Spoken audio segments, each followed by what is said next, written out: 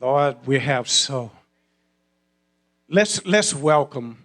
We're so blessed, and it is a joy and it is fortunate that we have a member of our church who is in the Senate that can keep us informed of some things. And so let's open our ears and our hearts, and let's not be so heavenly minded that we're no earthly good. I'm going to say one thing just to whet your appetite. Tell somebody commit and then trust. A lot of us are committed, but we're not trusting. Praise the Lord. Thank you so much, Pastor. This is so hard not to hug, guys.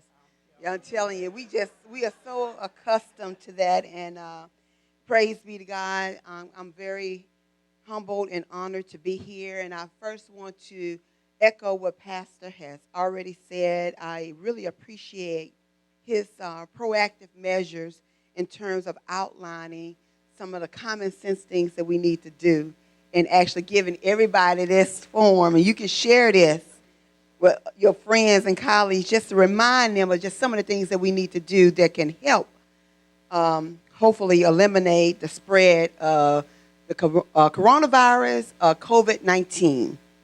This is a different strand of the coronavirus. Coronavirus is not new, but this is a different strand. And as of right now, there is no cure. There's no vaccination that you can take to eliminate it. According to the federal government, it's going to take them a year to 18 months to actually come up with a vaccination. So before I really get into some of the details that I do have in the back for you guys a letter that I put together with some important numbers where you can call if you have questions, along with our number to our office. I am in complete agreement with Pastor.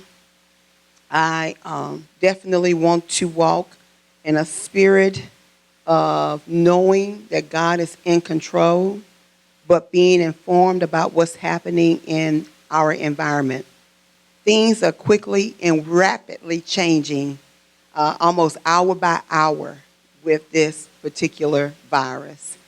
So I just received this information myself, and I'm going to share it with you. And I want everyone to please remain calm, but just know that everything that we are telling you is true.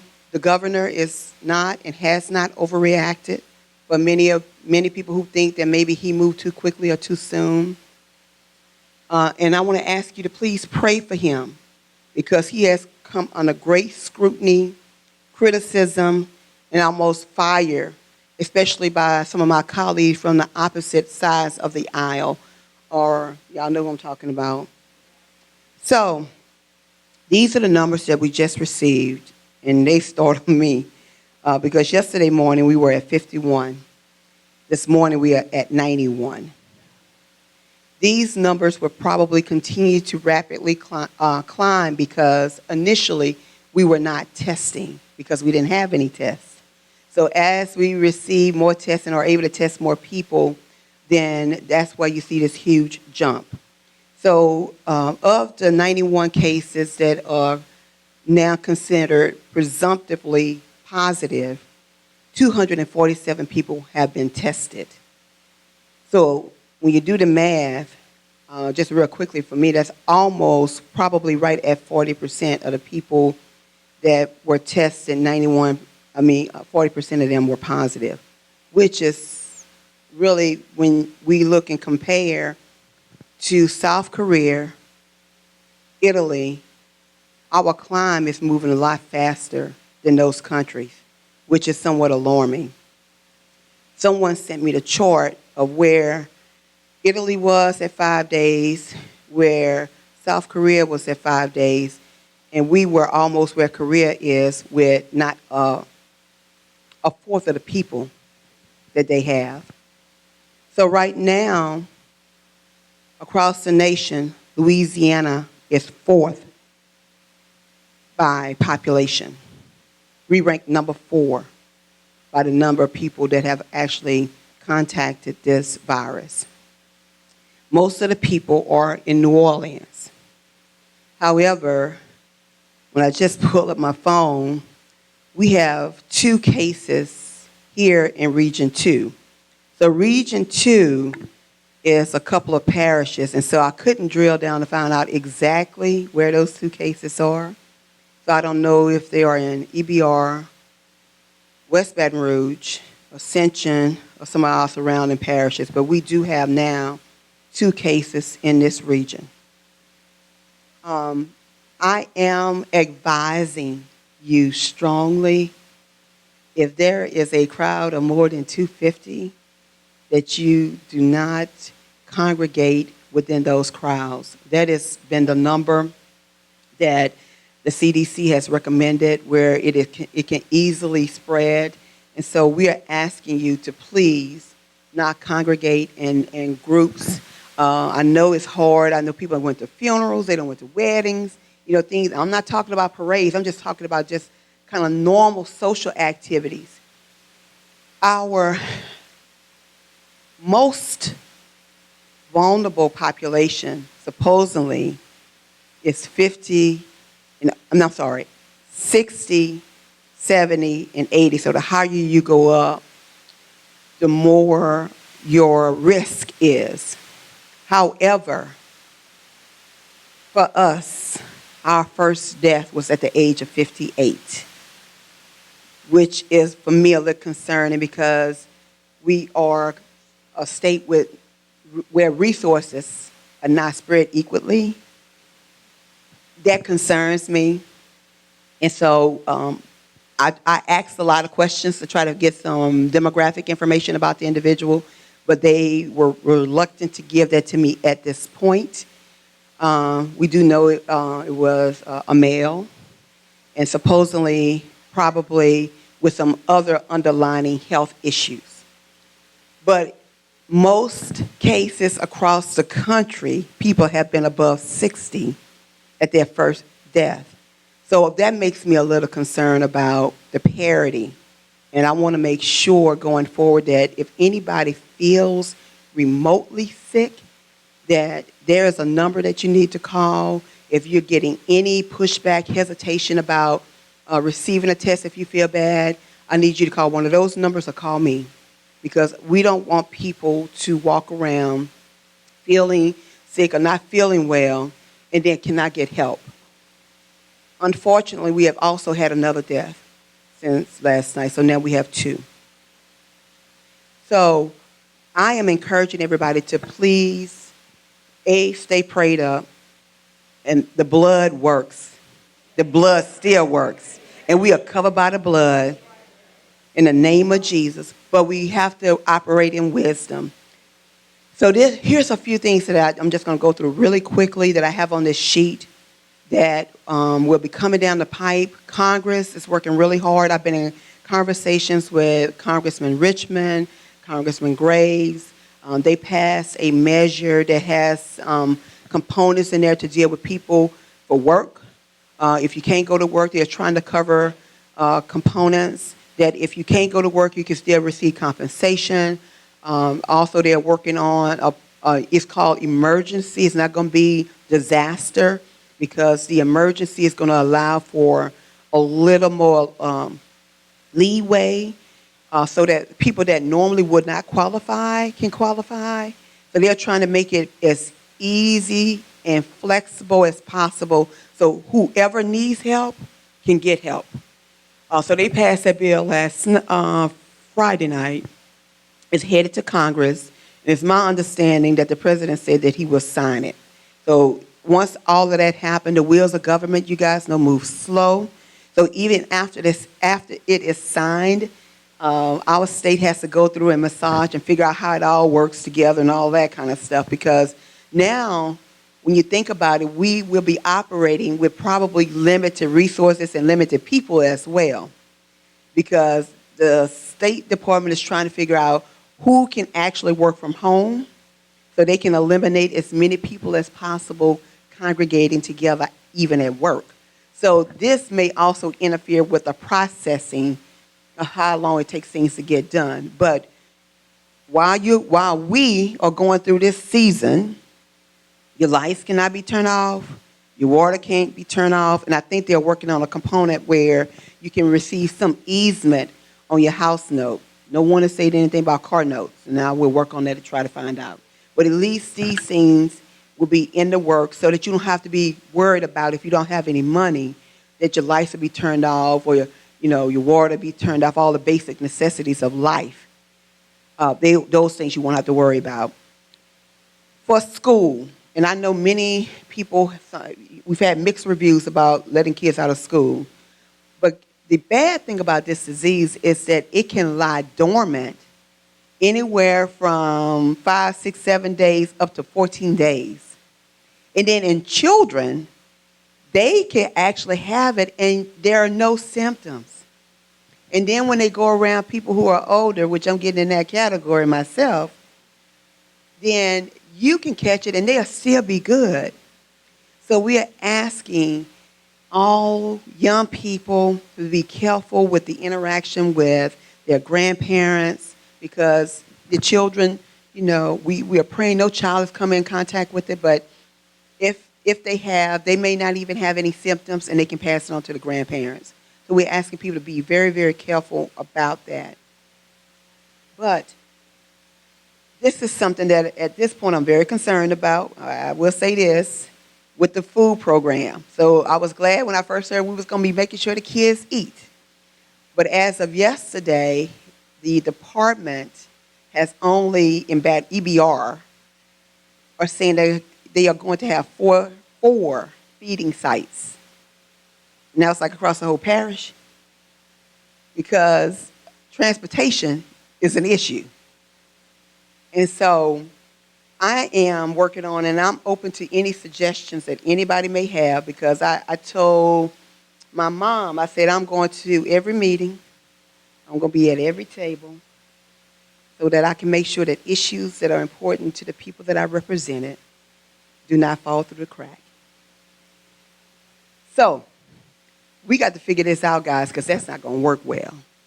They are saying that they are going to deliver meals, and I'm like, deliver them how? Because logistically, that does not work.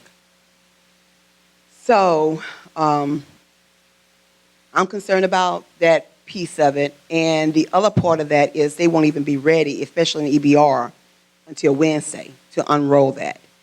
So that means tomorrow and Tuesday, we may have some children that don't have food.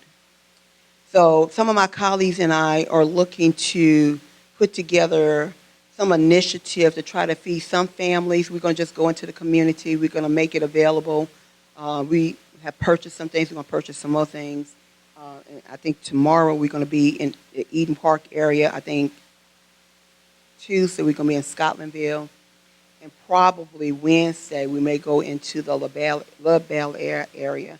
If y'all have any other suggestions, let me know. But we are going to at least kind of be in the area, and for those families who may be really, really struggling, because, everybody could not go out and purchase things when they heard this. Everybody was not in a position where they can go and do that. And some people, people complaining about Friday and Saturday, but some people had just gotten paid Friday where they were able to go to the store. So I'm encouraging y'all to please check on your neighbors, especially the elderly. And as you ride through neighborhoods, because we're going to really need everybody to be engaged and involved. If you have a civic association in your neighborhood, I'm asking them to really rally together, because you should know your neighbors and know what's going on in those families. I mean, not know their business, but know if they need help, if they don't have food. Because even the SNAP program coming down, I'm not sure it's going to make it here before next week. They're pushing really hard, but we have to follow all the regulations because we don't want to have to pay money back. And so all of that takes a little time. Next, Workforce Commission, that's a number on here for them. If you have a small business, they're trying to provide some help to small businesses, as well as individuals who may be laid off or can't go to work. Or because there's some criteria. Even if I think if you are a caregiver and you are of your children or your parents, and you can't leave them alone because they can't go out into the environment, then I think you can even receive a waiver for that. So there are a lot of questions, but I left these numbers so that you can call. Then there's a hotline. It's called the Federal Distress Hotline. And this is for people when you begin to feel overwhelmed. So let me just say this. This is really real.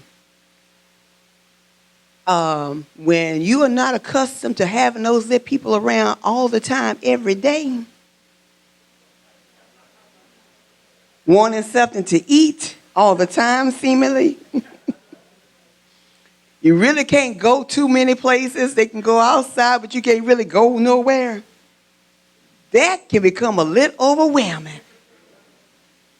I started thinking about that myself. I said, Lord have mercy, we have to come up with a plan. Because they do have some energy. So they have a number here that you can call. I have the number here for the mayor's office if you have any issues that are local in nature, or if you're just not sure. And then, of course, I have my number here.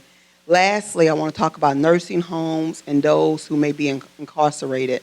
So right now, they have actually suspended all visits to nursing homes and to those who are incarcerated. They are asking you to be creative. You can Skype, video chat, or what's the other one that you can do where you can see them, FaceTime. So they're asking you to do that. If there is immediate need, something that is really of great concern to you and you feel like you need to get there, then you need to call me so we can work out some type of visitations.